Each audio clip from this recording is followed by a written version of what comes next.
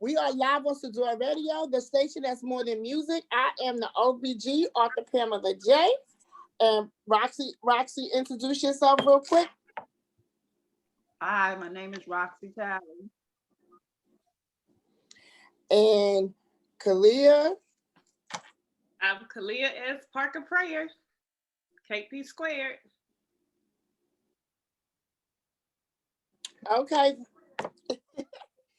We're going to do a real quick recap. We just, if you missed us, we are the Women of the Wall on Sadior Radio. And this radio show is basically a platform for families and their loved ones to have so they can show light on a community that usually is silent. And it's giving them, and we're giving each other support and love. We talked about what family member was incarcerated, and we just talked a little bit about the new legislations that Mayor de Blasio is trying to do away with solitary confinement, and the reason why he's trying to do away with solitary confinement.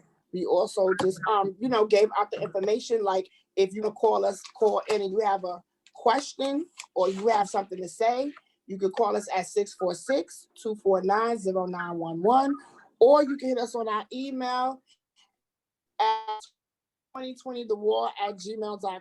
Right now, I'm going to introduce my co-host. This is her segment of the show called Moving Beyond the Bars. And Miss Kalia. Okay. All right, so I'm going to give you just a few tips about how to talk to your child about parental incarceration.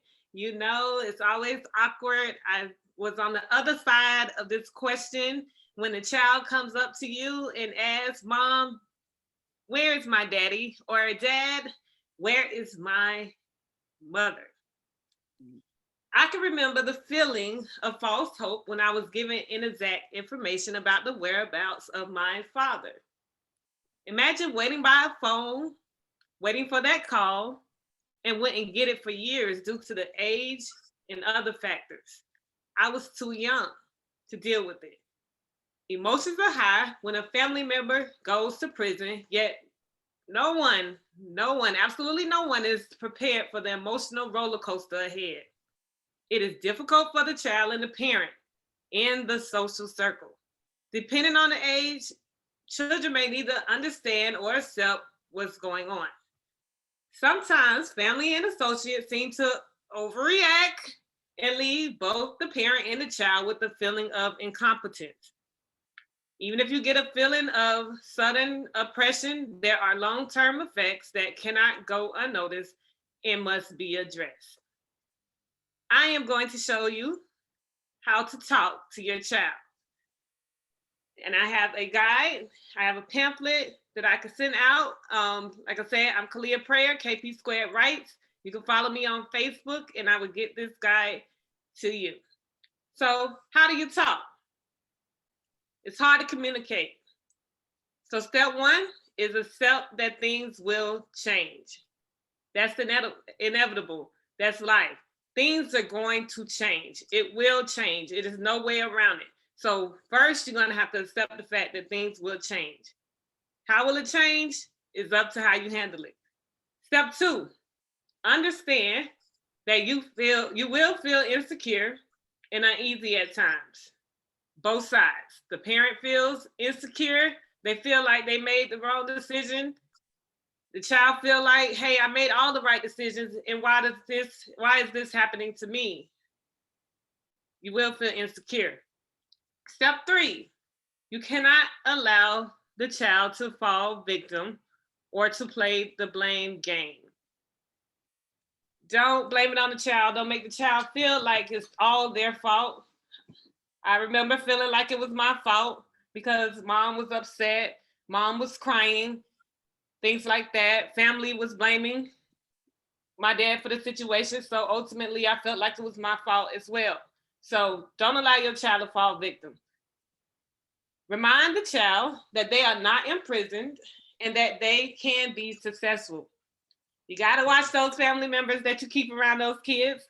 Some of them will tell them that they're going straight to jail, will not collect $200, will not pass go. but that is so not true. They can still be successful even though their parent is incarcerated. I am a living witness of that.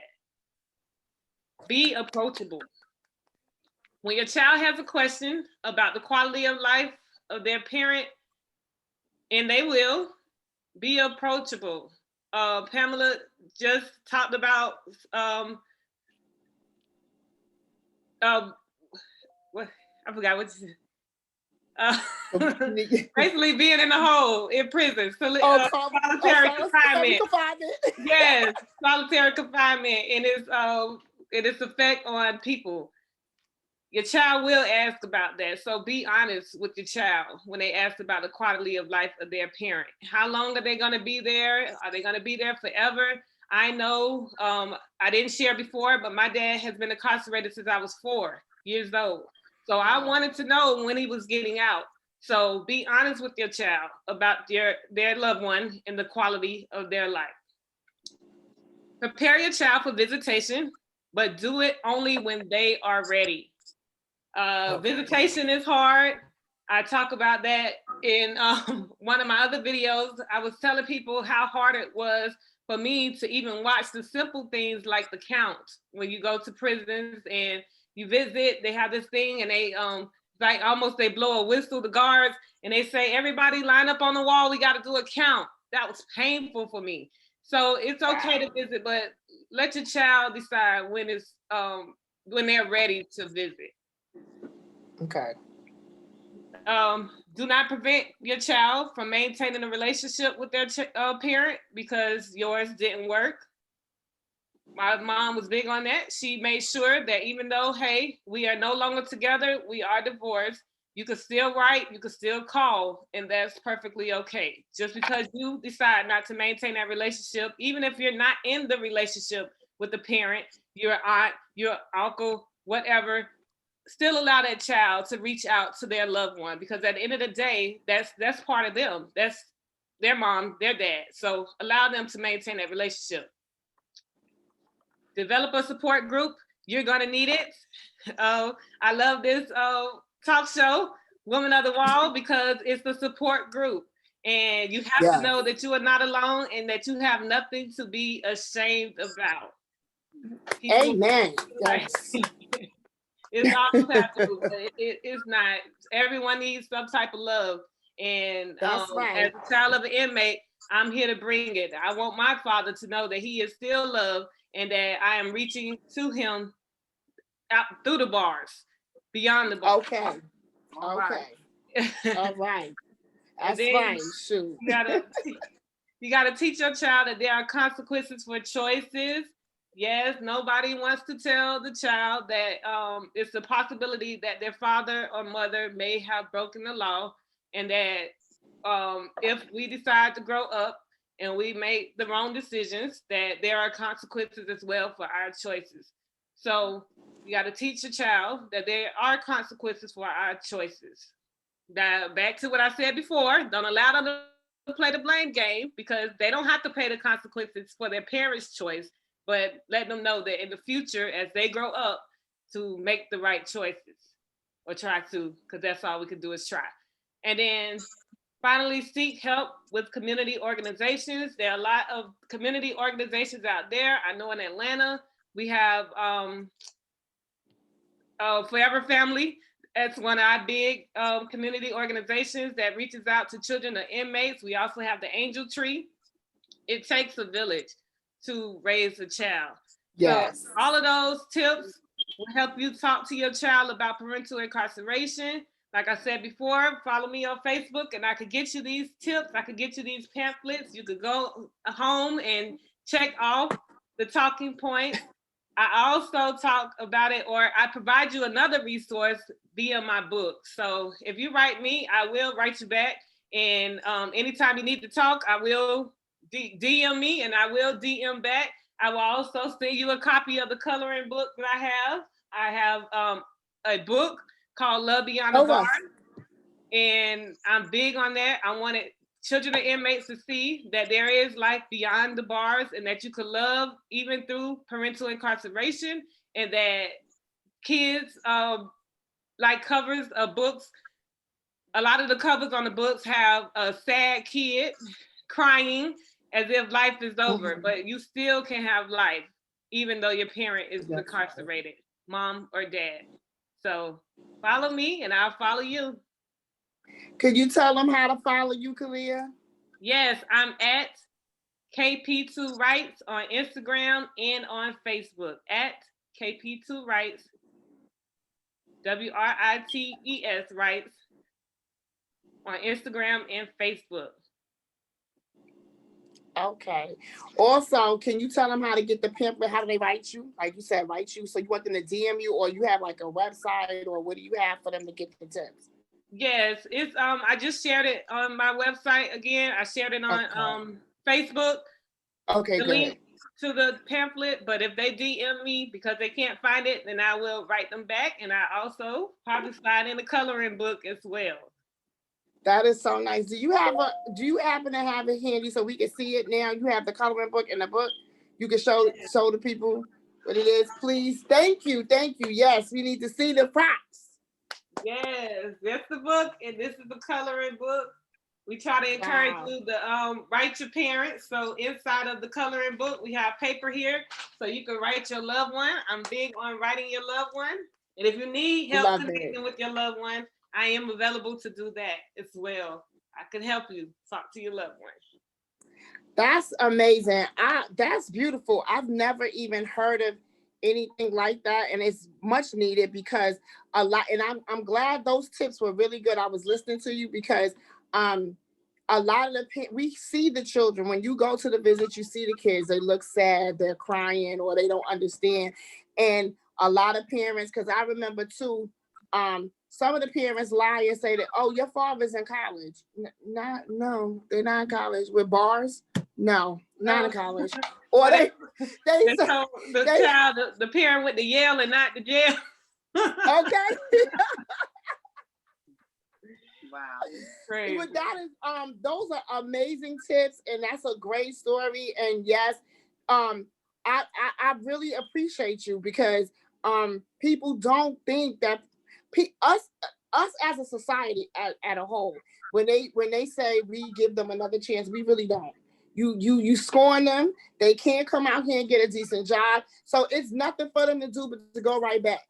It's like a revolving door, and we don't want that anymore. But those tips are amazing that you spoke of, because parents, they really don't know how to say it. Because I know from my past experience, not with my husband now, but my ex-husband had went to prison, and I didn't get the opportunity to tell him the way I wanted to.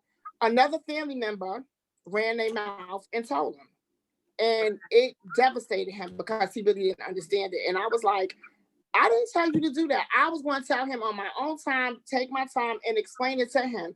But that ripped him apart. Like, he could not understand it. He was only 5 when his father went to prison. So it was like, who gave you the right to tell? I mean, nobody should tell your children anything.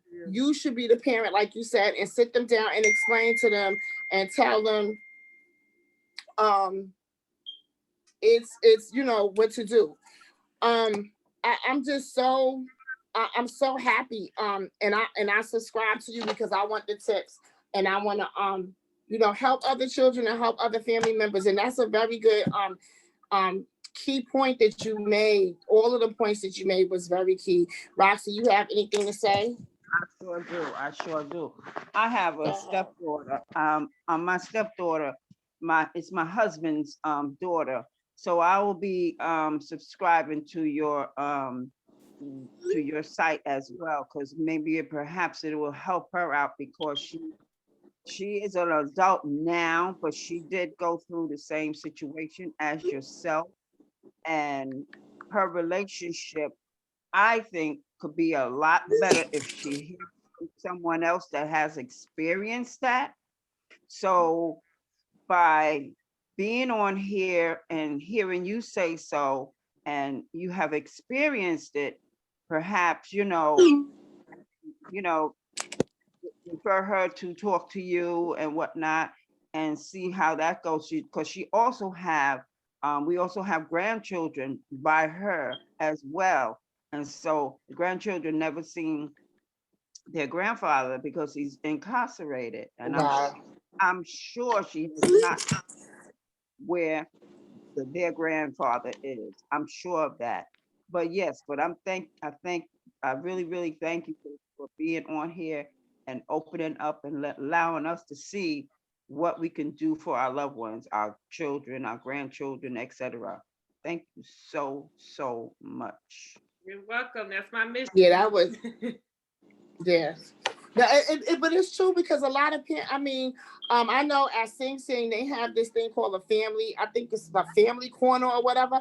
I never seen nobody in the family corner at all. No. Not one, I haven't seen not one person in the family corner. No, I haven't. So I don't, I never seen, because they said it was set up for like the parents to take the children over there. They got like games and stuff in there. But I've been going to Sing Sing for almost 2 years now. I have never seen nobody in that corner. So I don't, they built it, but they don't use it. And I don't think if people don't give them the opportunity, like if people don't complain and write and petition, like, listen, we got this family room because our kids, it is, they not, because they want to treat all of us like animals anyway. And it's not, it's so horrible because they punish them even more when they go in. So your points were very explanatory. It was it was really needed. It was really needed. And I thank you for sharing so much.